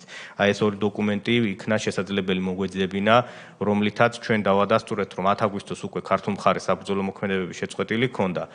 და 12 აგვისტოს, როდესაც უკვე ისკანდერი გამოიყენეს გორში მშვიდობიანი მოსახლეობის წინააღმდეგ, ის იყო ნამდვილად მშვიდობიანი მოსახლეობის წინააღმდეგ და იქ არც ერთი სამხედრო უკვე არ იმყოფებოდა. ისკანდერზე იკითხეთ უფრო მეტი დეტალი და შევეცდები იმ ფარგლებში, რა ფარგლებშიც არის შესაძლებელი ეს ინფორმაცია მოგაწოდოთ. მნიშვნელობაზე უკვე ვისაუბრე, რატო იყო ეს მტკიცებულება განსაკუთრებული მნიშვნელობის. საქმეში, როგორც უკვე აღინიშნა, იყო ძირითადად ეს ფოტომასალა, რომელიც ასე ვთქვათ, ამ ისკანდერის ნარჩენების ასახავდა. აქ საყურადღებო იყო ისიც, რომ იმ ფოტომასალაზე, რომელიც შემორჩენილი იყო და რომელიც დაკარგული იყო თვითონ ეს ნაწილი, იყო შემორჩენილი უნიკალური წარწერა. ანუ ყველა ამ ისკანდერს ჰქონდა უნიკალური წარწერა, ასე ვთქვათ, კოდი, რომლითაც შესაძლებელი იყო გარჩევა, იმიტომ რომ განსხვავებული კოდი ჰქონდა მხოლოდ რუსული არმიისთვის წარმოებული ისკანდერს და განსხვავებული კოდი ჰქონდა საექსპორტოდ გამოყენებულ ისკანდერს. და აი ამ ფოტოზე ასახული იყო, რომ ის, რომელიც საქართველოში გამოიყენეს, იყო მხოლოდ რუსული არმიისთვის წარმოებული. ეს არ იყო საექსპორტო, იმიტომ რომ რუსული მხარის ერთ-ერთი არგუმენტი ესეც იყო, რომ შეიძლება სადღაც გაყიდეს და შემდეგ საქართველოს რაღაც მეშვეობით ეს სხვა გზებით შემოიტანა. აი ესეთი ოქროს მტკიცებულება იყო, პირდაპირ დასტურდებოდა, რომ რუსეთიდან გამოსროლილი იყო, თუმცა ეს ნაწილები არ იყო საქმეში დამაგრებული, არც არავინ იცოდა. ეხლა სიმართლე რომ გითხრათ, აბსოლუტურად უწყება არ დარჩენილა, სადაც ჩვენ ეს არ მოგვეკითხა და მათ საკუთარი რესურსით არ ეცადათ ყოფილი თანამდებობის პირებისთვის თუ ყოფილი თანამშრომლებისთვის მოეკითხათ ვინმეს, გარდა იმისა, რომ ოფიციალურად არ იყო დოკუმენტურად დადასტურებული, ინსტიტუციური მეხსიერების ნაწილში ვინმეს ხომ არ ახსოვდა, რა ბედი ეწია ამ ისკანდერს და სამწუხაროდ აი ესეთი ინფორმაციის მოძიება ვერ მოხერხდა. ჩვენ გარკვეულწილად დაგვეხმარა აი იმ ისკანდერის მოძიებაში ჰოლანდიელი ჟურნალისტი, ეს იყო ჰოლანდიელი ჟურნალისტი, რომლის ოპერატორიც გარდაიცვალა აი ამ ისკანდერის გასროლის დროს, მას ჰქონდა ასევე საკმაოდ საინტერესო ვიდეო და ფოტომასალა, რომელმაც თვითონ გადაიღო ამ ისკანდერთან დაკავშირებით. შემდეგ ამ ადამიანმა დოკუმენტური ფილმიც კი გააკეთა ამ ისკანდერთან დაკავშირებით და ეს დოკუმენტური ფილმი არის ხელმისაწვდომი და აი ამ დოკუმენტური ფილმიდან ერთ-ერთი იყო მნიშვნელოვანი წყარო, საიდანაც ჩანდა ინფორმაცია გაჩნდა, რომელ ქვეყანაში შესაძლოა ყოფილიყო ეს ისკანდერი გატანილი. ჩვენ შემდეგ ამ სახელმწიფოსთან მე ვფიქრობ საზოგადოებისთვის ცნობილია, უბრალოდ მე მაინც ოფიციალურად თავ შევიკავებ ამ სახელმწიფოს დასახელებისგან, რადგან როდესაც ჩვენ ოფიციალურად ეს მტკიცებულება დავიბრუნეთ, იქ ჩანაწერი გაკეთდა მათი მხრიდან, რომ ჩვენ ეს არ უნდა გვეთქვა საჯაროდ, შესაბამისად მე არ დავასახელებ, თუმცა ამ დოკუმენტურ ფილმშიც ნახსენებია და ვფიქრობ საზოგადოებამ უკვე იცის, რომელ სახელმწიფოდან დავიბრუნეთ ჩვენი პარტნიორი სახელმწიფოზეა საუბარი. იქ იყო აი ფილმში იყო გაკეთებული ეს განცხადება და მათ შორის ეს ჟურნალისტი დაგვეხმარა ამ წყაროზე ამ თქვათ სახელმწიფოზე რომ ჩვენ მიგვემართ ამ სახელმწიფოსთვის არ იყო მარტივი პროცესი, ესეც შემიძლია გითხრათ, საკმაო პერიოდი დაგვჭირდა რომ საბოლოოდ საქართველოში ჩამოგვეტანა. რაც შეეხება კონკრეტულ თანამშრომელს საჯარო მოხელეს, რომელსაც გარკვეული ინფორმაცია გააჩნდა, მე რადგან არ მქონია მასთან კომუნიკაცია და არ ვიცი რამდენად ექნება სურვილი რომ საჯაროდ გაჟღერდეს, ამ ეტაპზე თავს შევიკავებ და შემდეგ თუ ეს შესაძლებელი იქნება სხვა ფორმატში მოგაწვრით, ნამდვილად არსებობს ესეთი ადამიანი, რომელსაც ჰქონდა გარკვეული ინფორმაცია, შეიძლება არა პირდაპირ რომ ეს ისკანდერი იყო, თუმცა ინფორმაცია გააჩნდა ომის დროს გარკვეული ასე ვთქვათ ნარჩენები იქ ომიდან დარჩენილი ასე ვთქვათ აფეთქებული ნარჩენების შესაძლო შენახვის შესახებ სად შეიძლებოდა მიგვეუბნოდა ნამდვილად არსებობს ესეთი ადამიანი რომელიც დაგვეხმარა და თუ იქნება მისი თანხმობა და სურვილი რომ მისი ვინაობა გაჟღერდეს რა თქმა უნდა ესეც იქნება შესაძლებელი შემდეგ გადავალ ბატონი ალეკოს შეკითხვები იყო ამაზე ვინ იყო მინისტრის მოადგილე რომელმაც Human Rights Watch-ს მიაწოდა ინფორმაცია ბატონმა სოზარმა უკვე გააჟღერა ეს და პირდაპირ სახელობითაც წერია სტრასბურგის სასამართლოს გადაწყვეტილებაში ეს იყო მინისტრის მაშინდელი მოადგილე ბათუ ქუთელია ვინ იყო დელეგაციაში ევროსაბჭოს საპარლამენტო ასამბლეაზე რომელმაც გადაწყვეტილება მიიღო სახელობით გამიჭირდება ეხლა ზუსტად ყველა გავიხსენოთ თუმცა ესეც საჯარო ინფორმაცია საუბარი არის ნაციონალური მოძრაობის წევრებზე რომლებიც მაშინ წარმოადგენდნენ საქართველოს საპარლამენტო ასამბლეაზე თუ არ ვცდები 5 დეპუტატი იყო ასეთი და სახელობითად თვითონ ეხლა ევროსაბჭოს ვებგვერდზე ეს სახელობითად ხელმისაწვდომია მათ შორის ვინ მისცა ხმა ან იქ მითითებულია ვინ წინააღმდეგი წავიდა ვინ მისცა ხმა და ვინ თავი შეიკავა ეს ინფორმაცია ყველა ქვეყნის დელეგაციაზე არის ხელმისაწვდომი ეს ბრალდებები რაც ამ დოკუმენტებში იყო გაჟღერებული ჩვენ წინააღმდეგ გამოიყენეს იყო თუ არა მცდელობა რომ გამოესწორებინათ ვერ გეტყვით მცდელობა იყო თუ არ იყო ჩვენ მე შემიძლია გითხრათ რა დაგვხდა დოკუმენტურად ამის გამაქარწყლებელი სხვა ესეთი ღირებული მტკიცებულება თუ დოკუმენტი არ დაგვხვედრია პირიქით შეიძლება ითქვას რომ ეს ყველა დოკუმენტი იყო ერთმანეთზე აკინძული და უკვე ერთმანეთს ამყარებდა ჯერ იყო ეს საპარლამენტო ასამბლეა შემდეგ ტალიანის დასკვნა შემდეგ ICJ-ის გადაწყვეტილება და ეს სამივე საერთაშორისო დოკუმენტი იყო მხოლოდ საქართველოს წინააღმდეგ პოზიციებს ასახავდა ძირითადად ვინ შეიტანა საჩივარი ამ 3300 საჩივრიდან საქართველოს წინააღმდეგ შემდეგი კითხვა იყო ეს არის აი სიპოლს საქართველოს წინააღმდეგ ეს საქმე ამას გამოყოფ რადგან თვითონ ამ 3300 საჩივრიდან ერთ-ერთი რომელიც სტრასბურგის სასამართლომ გამოკვეთა იმიტომ რომ ჩათვალა რომ ეს იყო მნიშვნელოვანი რადგან აქ საუბარი იყო საქართველოს მხრიდან გრადით შესაძლო ცხინვალის დაბომბვაზე ანუ ეგ გრადი ეს იყო ისეთი იარაღი რომლის გამოყენებაც არ შეიძლება დასახლებულ პუნქტში რადგან ის არ იძლევა ზუსტად გასროლის შესაძლებლობას და აუცილებლად მშვიდობიანი მოსახლეობა დაზარალდება აი სიპოლსის საქართველოს წინააღმდეგ ამას შეეხებოდა ამას აბრალებდა საჩივარი ეს არასამთავრობო ორგანიზაცია და ეს არასამთავრობო ორგანიზაცია იყო ახალგაზრდა იურისტთა ასოციაცია რომელიც მაშინ ამ მომჩივანს წარმოადგენდა საქართველოს წინააღმდეგ აი დოკუმენტურად ჯობია რომ რამე რო არ შემეშალოს და ვინმეს რამე არ დავაბრალოთ ჩავხედოთ და თუ კითხვა ექნება კომისიას ჯობია რომ დოკუმენტურად ისე გამოვითხოვოთ ვინ იყო მაშინ ხელმძღვანელობა ალბათ მათ ამის გადამოწმებაც ოფიციალურად შესაძლებელია ვინ წარმოადგენდა ხო მაგრამ საჩივარში ბადნობექა თქვენ ჩემზე უკეთ იცით წერია მთავრობას წარმოადგენდა ესა და ეს საიას წარმოადგენდა ესა და ეს და ხო არ გაქვთ საჩივარში წერია ალბათ ხო ვინ წარმოადგენდა გადაწყვეტილებაში? გადაწყვეტილებაში სპეციალური აბზაცია ხო ესე იწერება. აი მაგალითად მე აქ მაგ შემდეგ გამომსვლელს ეხება ეს და ერთ-ერთი საქმე აქ წერია რომ მაგალითად ერთ-ერთი არჩევნების საქმეზე სტრასბურგში სასამართლოში სახელმწიფოს წარმოადგენდა ბატონი ბოხაშვილი და ბატონი თომაძე. თქვენ ხო იცით ეს აბზაცი? კი. ხო და ვინ წარმოადგენდა ამ სიპოლს? რო არ გჯეროდეთ, ისა რო არ გახსოვდეთ, არ გჯერა და თქვით პირდაპირ. არა, სხვა რაღაცას გულისხმობ, არ მინდა შეცდომაში შეგიყვანოთ, იმიტომ რომ აქ არის ხოლმე ეს საქმე წარმოებდა 2008-9 წლიდან დაწყებული. გადაწყვეტილება ამ საქმეზე გამოვიდა, თუ არ ვცდები, 2000 სულ რამდენიმე წლის წინ, 2 წლის წინ, თუ არ ვცდები და იქ სასამართლო წერს ხოლმე ყველა იმ ადამიანს, რომელმაც დაიწყო და შემდეგ წლების შემდეგ აგრძელებდა და რაღაც რო არ შემეშალა. ეს გადაწყვეტილება საჯაროა ჩვენ თვითონ შეგვიძლია ვნახოთ. კი, საჯაროა გადაწყვეტილება. რამდენიმე ადამიანი ჩაენაცვლებოდა რომ ამ სტრასბურგის სასამართლო უთითებს ყველას ვინც ჩაენაცვლა წლების განმავლობაში. მაგრამ დავაზუსტებ თქვენ როგორც თავარი თქვენ მთავრობის აგენტის სტატუსი დღესაც გაქვთ? დიახ. თქვენ ხართ მთავრობის აგენტი სტრასბურგის სასამართლოში და მრავალწლიანი გამოცდილებით. თქვენ დღეს კომისიის წინაშე აი მიმართულებით რაც ჩვენ გვაინტერესებს მართალია გვარს ვერ გვისახელებთ ამ ეტაპზე, მაგრამ ეს არავითარი პრობლემა არ არის საჯარო დოკუმენტში ჩვენ თვითონ ვნახავთ. ოქმისთვის მჭირდება გვიდასტურებთ რომ ამ მიმართულებით ჩვენ ჩავხედოთ კონკრეტულად აი ამ საქმეს.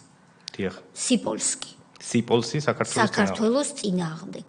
მაშინ სანამ დაგვტოვებთ, ალბათ გექნებათ რამდენიმე წუთი, იქნებ საქმის ნომერი დაგვიტოვოთ და დანარჩენს ჩვენ თვითონ გადაწყვეტილებაში ვნახავთ, მაგრამ ოფიციალურად დაოქმდება, ოქმს ვინც ადგენს იმის საყურადღებოდ ვაზუსტებ, რომ საქართველოს მთავრობის აგენტი ადამიანის უფლებათა ევროპულ სასამართლოში მიიჩნევს, რომ ამ მიმართულებით ჩვენ ყურადღება უნდა გავამახვილოთ საქმეზე სიპოლსკი საქართველოს წინააღმდეგ. მადლობა. კი ბატონო, შემდეგ კითხვა იყო ICJ-ზე ამაზე გავეცი პასუხი. ბატონ სოძარის კითხვა 7 მილიონიდან ასევე მათ შორის შედიოდა მორიგებები, რა იყო მორიგებების მიზანი და რა შედეგი ააცილა სახელმწიფოს. მორიგების მიზანი იყო, როდესაც სტრასბურგის სასამართლო რაღაც საქმეზე გადაწყვეტილებას გამოიტანს და წარმოებაში აქვს სახელმწიფოს მსგავსი იდენტური ბევრი სხვა საქმე, რომელზეც უკვე დადგენილია ფაქტობრივი გარემოებები, იუსტიციის სამინისტროს და მთავრობის მიზანი იყო ის, რომ აღარ შესულიყო დამატებით განხილვაში იმ თემებზე, რადგან უკვე დადგენილი იყო ფაქტობრივი გარემოებები და როგორღაც, ასე ვთქვათ, შეიძლება ითქვას, მინიმიზაცია მოეხდინა იმ ზიანის, რაც შეიძლება სახელმწიფო ბიუჯეტს მისდგომოდა და აი ამ მორიგებების წყალობით საკმაო რაოდენობის მორიგება გაფორმდა. შედარებით ნაკლები კომპენსაცია დაეკისრა სახელმწიფოს, ვიდრე დაეკისრებოდა იმ შემთხვევაში თუ დავას ბოლომდე აწარმოებდა და უკვე კიდევ ერთხელ დაადგინდა მორიგეჯერ დაადგინდა ევროპული სასამართლო გადაწყვეტილებას, ან მორიგებების მიზანი სხვებს შორის ესეც იყო, რომ სახელმწიფო ბიუჯეტზე, ასე ვთქვათ, დაწოლა უფრო შემცირებულიყო იმ საქმეებში, სადაც გარანტირებულად საქართველოს წააგებდა დავებს. რამდენად წინ დაგვხვდათ ეს პასეს რეზოლუცია, უკვე აღვნიშნე, რომ წინ დაგვხვდა იმ გათვლით, რომ ფაქტობრივად ეს იყო პირველი შეფასება ომის დაწყებასთან დაკავშირებითაც და შესაძლო საერთაშორისო სამართლის და ომის დანაშაულების ჩადენასთან დაკავშირებით პირველი იყო ეს რეზოლუცია, შემდეგ ამ რეზოლუციით იხმძღვანელა ტალიანის კომისიამ და ტალიანის კომისიაში გადავიდა იგივე შეფასებები და ეს ყველაფერი, რა თქმა უნდა, ყველა საერთაშორისო სასამართლოსთვის იყო სახელმძღვანელო დოკუმენტები. არც ერთი საერთაშორისო სასამართლო ეხლა არ ამბობს, რომ ამ მტკიცებულებებს დაეყვნო მხოლოდ როცა გადაწყვეტილება მიიღო, მაგრამ თავის გადაწყვეტილებებში სტრასბურგის სასამართლო აი ამ ყველა წინარე დოკუმენტზე, რა თქმა უნდა, აანალიზებს, ჯელობს და შემდეგ ისე იღებს ხოლმე გადაწყვეტილებას, როგორც სტრასბურგის, ისე ჰააგის სასამართლო. შესაბამისად, პირველი შეფასება სწორედ აი აქ გაკეთდა და აქ მნიშვნელოვანი იყო ისიც, რომ ქართული მხარე აღიარებდა ეს სასამართლოსთვის, ეხლა როცა სამართლის წარმოება მიმდინარეობს, როდესაც ერთ-ერთი მხარე რაღაცას აღიარებს, ეს სასამართლოს ყოველთვის, როგორც შიდა სასამართლოს, ისე საერთაშორისო სასამართლოს უმარტივებს, რომ რაღაც დადგენილ ფაქტობრივ გარემოებად ჩათვალოს. თუ მხარე რაღაცას აპროტესტებს, უკვე უფრო მეტი მსჯელობა სჭირდება და აი ამ კუთხით იყო ძალიან რთული შემდეგ საქმის წარმოება, რადგან ქართულ მხარეს აღიარებული ჰქონდა ფაქტობრივად ამაზე ხელმომწერა და ჩვენ მერე წლები დაგვჭირდა გვემტკიცებინა, რომ მაშინდელი ხელისუფლების მხრიდან რაღაცაზე ხელმოწერა შეიძლება არ ნიშნავდა რაღაც რომ ის ფაქტობრივი განმეორებები ნამდვილად ასე მოხდა და ქართველმა ჯარისკაცებმა ნამდვილად ჩაიდინეს დანაშაული. თუმცა წლების მერე საბედნიეროდ ეს მოხერხდა, თუმცა რისკი იყო, რომ შეიძლება ვერ მოხერხებულიყო და საბოლოოდ ის შედეგი დამდგარიყო, რაც ამ რეზოლუციაში წერია. იგივე შეეხება ბათუ ქუთელიას ინტერვიუზე მკითხეთ. ბათუ ქუთელიას ინტერვიუ უკვე აღნიშნა, რომ პირდაპირ ციტირებულია და გადატანილია სტრასბურგის სასამართლოში, როდესაც აი ქართული დასახლებული პუნქტების დაბომბვაზე საუბარი, ვის მხრიდან შესაძლოა დაბომბილიყო ნამდვილად რუსების მხრიდან თუ რაიმე შეცდომის თუ სხვა გარემოების გამო შეიძლება ქართული ჭურვებიც ჩამოვარდნილიყო, ეს პირდაპირ არის გადატანილი სტრასბურგის გადაწყვეტილებაში. რომ არ გვეთანამშრომლა ISIS-ისთან, რა შეიძლება მომხდარიყო, თანამშრომლობდა თუ არა რუსეთი. რუსეთი თანამშრომლობდა მთელი ამ კი ბატონო.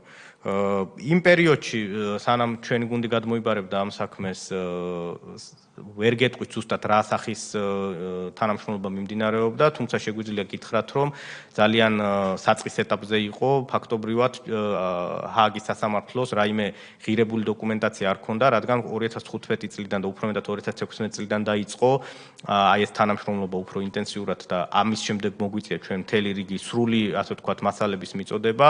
კიდევ ერთხელ გავიმეორებ, რომ ეს ხდებოდა ბრალდებების ფონზე, თუმცა კითხვა რომ არ გვეთანამშრომლობა რა მოხდებოდა ის, რომ მტკიცებულებები შეგროვდებოდა ცალმხრივად, მათ შორის რუსეთი აწვდიდა მტკიცებულებას და მიწოდებული ჰქონდა მთელი რიგი ეს მტკიცებულებები, რაც იყო სტრასბურგში გაგზავნილი, ასევე მოხდა ჰააგაშიც და რომ არა ჩვენი თანამშრომლობა გადაწყვეტილებას მიიღებდა ჰააგის სასამართლო ცალმხრივად მიწოდებული მტკიცებულებების საფუძველზე, მათ შორის აი ამ საერთაშორისო ორგანიზაციებში დადგენილი გარკვეული ფაქტობრივი გარემოებებზე დაყრდნობით და რთული წარმოსადგენი არ არის, რა შეიძლება ყოფილიყო, როდესაც უკვე ტალიანის დასკვნაში და პასეს რეზოლუციაში ესეთი ჩანაწერები იყო, პირდაპირ საუბარი იყო მის დანაშაულებზე. ძალიან დიდი ალბათობა შეიძლება ყოფილიყო, ეხლა რაღაც რო არ ვიმარჩიელოთ, რომ როგორც მინიმუმ ერთი რაღაც დარღვევა გამოკვეთილიყო ქართული მხრიდან, ომის დანაშაულის ჩადენის.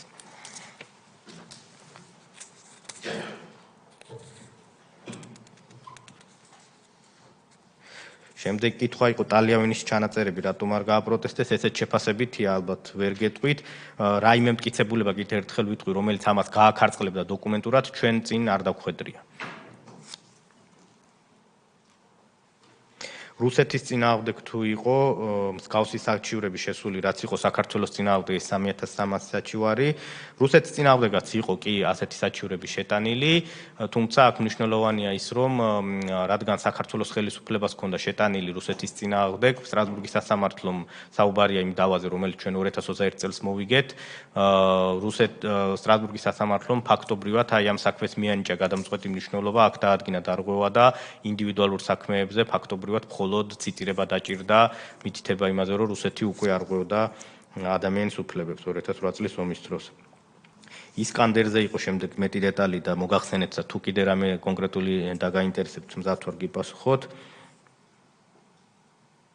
ქუთელიას გარდა იყო თუ არა სხვა მაღალი ჩინოსნების განცხადებები, რომელიც გამოყენებულ იქნა. ესე პირდაპირ ციტირებული რომელიმე მაღალჩინოს განცხადება არ ყოფილა, თუმცა რუსეთი აქტიურად წარადგენდა ხოლმე სატელევიზიო ინტერვიუებს, რომელიც ხდებოდა ომის მიმდინარეობის დროს თუ მის შემდეგ ცალკეული პოლიტიკოსების მხრიდან, მათ შორის აქტიურად ხდებოდა გამოყენება იმ კადრების, რომელიც პირდაპირ ეთერში გადაიცემოდა, როდესაც საბრძოლო მოქმედებები დაიწყო და артиლერიის გამოყენება ხდებოდა. ყველა ეს კადრი, რომელიც ომის მიმდინარეობის დროს ქართულ სატელევიზიო სივრცეში გაჩნდა და მათ შორის მაღალჩინოსნები საუბრობდნენ, წარდგენილი იყო ციტირების სახით, რომელსაც პირდაპირ დაიყრდნობოდა ქუთელი არის ესე სახელობითად მოხსენებული გადაწყვეტილებაში. სატელევიზიო კადრები არის აქ მაშინ მტკიცებულებად წარდგენილი, ხო? კი, სატელევიზიო კადრები არსებობს, რა თქმა უნდა, იმ დროის. საქმეში აგზავნიდნენ, ახლა ნახეთ როგორ არის, ანუ თვითონ ორივე სასამართლო რა დოკუმენტაციას ინახავს საქმეში, ეს მხარეებისთვის ჩვენთვის ხელმისაწვდომი არ არის. იგზავნება, იქ აანალიზებენ და გადაწყვეტილებაში ის ეყრდნობა და უშუალოდ ციტირებს იმას, რასაც ჩათვლის, რომ იმ კონკრეტული გადაწყვეტილებისთვის იყო აუცილებელი. საქმის გარემოებში ეს ყველაფერი საჯაროდ ხელმისაწვდომ წყაროებსაც ეყრდნობა პირდაპირ მათ შორის და რა თქმა უნდა, ამას მხედველობაში იღებენ, თუმცა ეხლა იქ დაარქივებული არის თუ არა ეს, ამას ვერ გეტყვით, იმიტომ რომ შიდას. ეხებოდა წარდგენილი იყო თუ არა და დაარქივებულია თუ არა, სხვა საკითხია. და თქვენთვის ხო ცნობილი იყო მოწინააღმდეგე მხარის პოზიცია და ეს მტკიცებულებები, რასაც მიუთითებენ. ამ მტკიცებულებებში იყო ეს სატელევიზიო არქივი, ხო? სატელევიზიო არქივზე მითითება კეთდებოდა, კი. ეთნიკური წმენდა 2008 წლამდე რატო ვერ დადასტურდა, რა მტკიცებულებები არ იყო წარდგენილი? აქ დისკრიმინაციაზე და ეთნიკურ წმენდაზე იყო საუბარი. სასამართლომ ორი კუთხით შეაფასა ICJ-მ ეს მიმართულება. ერთი შეაფასა იმ კუთხით, რომ რამდენად სწორად იქნა მოძიებული და წარდგენილი ყველა ის რეზოლუცია თუ დოკუმენტი, რომელიც აი 90-იან წლების ეთნიკურ წმენდაზე თუ შემდეგ დისკრიმინაციაზე იყო მიღებული. სასამართლომ ჩათვალა, რომ ერთი მხრივ ეს არ იყო საკმარისი მტკიცებულებები იმისთვის, რომ მას დაედგინა დარღვევა და მეორე მხრივ მთავარი არგუმენტი იყო ის, რომ ქართულმა მხარემ ვერ აჩვენა, რომ ყველა ამ საკითხზე ერთ-ერთი პროცედურულად მნიშვნელოვანი საკითხი იყო, ყველა ამ საკითხზე სამართლებრივი პრეტენზია როდესმე წაუყენა საქართველოს, რუსეთის ფედერაციას. ანუ ერთი არის, რომ შეიძლება რაღაც რეზოლუცია გამოდის, ან ვიღაც რაღაცას ამბობს, ან იცის, მაგრამ მეორე არის, რომ ამას სამართლებრივად მიხედო, პროცედურა დაიწყო და პრეტენზია მინიმუმ სამართლებრივად რაც არის სწორად გამართული, ის წაუყენა. ან ფაქტობრივად ICJ-მ თქვა, რომ 2008 წლის ომამდე საქართველოს რუსეთის წინააღმდეგ იურიდიულად სამართლებრივად არანაირი პრეტენზია არ წაუყენებია. მხოლოდ აი ომის შემდეგ დაიწყო რაღაც საჩივრების შეტანა. ამ მთელი ეს პერიოდი ICJ-მ თქვა, რომ საქართველოს არც კი უცდია, რომ ედავა რუსეთის წინააღმდეგ ან რაღაც პრეტენზია ქონოდა. თუმცა ეს ნაწილიც აქ შეიძლება აღინიშნოს, რომ ჩვენ მოვახერხეთ მათ შორის აი ამ პერიოდის შევსებაც, იმ დანაკლისის შევსებაც, რაც იყო ICJ-ის გადაწყვეტილებაში, რომ ამ პერიოდში დარღვევები ვერ დაფიქსირდა, შემდეგ იყო ინდივიდუალური საქმეები, რომელიც მათ შორის აფხაზეთში მცხოვრები პირების უფლებებს შეეხებოდა და აი ამ საქმეებში სტრასბურგის სასამართლოში მოვახერხეთ იმის დადგენა, სადაც პირდაპირ არის ჩაწერილი გადაწყვეტილებაში, რომ არათუ 90-იან წლებში რუსეთი არ ღვევდა ადამიანის უფლებებს. საუბარი არის მათ შორის პირველი რესპუბლიკის დროს საბჭოთა ოკუპაციაზე. ანუ ეს ჩანაწერიც მოახერხვა ჩვენმა ხელისუფლებამ, რომ ის რაც ICJ-ში პირიქით ჩვენ ქვეყნის საწინააღმდეგო ჩაიწერა, დღეს უკვე სტრასბურგის სასამართლოს გადაწყვეტილებაში არის მითითებული, რომ ეს ისტორიული ნაწილით საბჭოთა ოკუპაციით დაწყებული შემდეგ 90-იან წლებში რუსეთის როლი რა იყო ადამიანის უფლებების დარღვევებში და ამ კონფლიქტის გაღვივებაში, ყველაფერი უკვე დოკუმენტირებული არის ამ ინდივიდუალური საჩივრების ფარგლებში. თუ არ ვცდები, ეს იყო ყველა ის საკითხი, თუ რომელიმე კითხვა გამომრჩა, გთხოვთ შემახსენოთ და გიპასუხებთ. მონიშნული მაქვს, რომ სიპოლსის საქმის ნომერი უნდა მივაწოდო კომისიას. დიდი მადლობა ბატონო ბექა, სანამ დაგემშვიდობებით ერთი რამ მინდა გთხოვოთ, თქვენ ბრძანეთ ასეთი რამ, რომ აი როდესაც წევრები გეკითხებოდით, რამდენად რთული იყო იმ ყველაფრის გადალახვა, მტკიცებულებები არ არის, ომი ტელეფონით აწარმოალა მის მავანმა, 10 აგვისტოს ბრძანება დედანი არ არის, გაეროში უშიშროების საბჭოს არქივში გვჭირდება დოკუმენტების ძიება ქართულ ხალხს, რომ დავამტკიცოთ, რომ ოკუპანტის სახელმწიფოს რუსეთის ფედერაციის პირისპირ ჩვენ ვართ მართლები და არა თავად და ასე შემდეგ. თქვენ ბრძანეთ, რომ ძალიან რთული ეს ტერმინი იხმარეთ, იყო ეს ყველაფერიო და რისკი არსებობდა, რომ ვერ მოხერხებულიყო, ასე ვთქვათ, ამის შეტრიალება. იყო თუ არა სამუშაო დღეები, როდესაც თქვენ, იმიტომ რომ მაშინ თქვენ იყავით ასევე მთავრობის აგენტი, რომ ეს თქვენ გეჩვენებოდათ, რომ საერთოდ გადაულახავია. გქონდათ ასეთი განცდა თავიდან. იყო ალბათ, რადგან ყველაზე ალბათ რას ნიშნავს, იყო თუ არის? კი, გეტყვით რას გულისხმობ. ყველაზე რთული იყო იმის გადალახვა, რომ ერთობლიობაში საქართველოს მოუწია ორი მიმართულებით მტკიცებულების შეგროვება და საკუთარი ინტერესების დაცვა.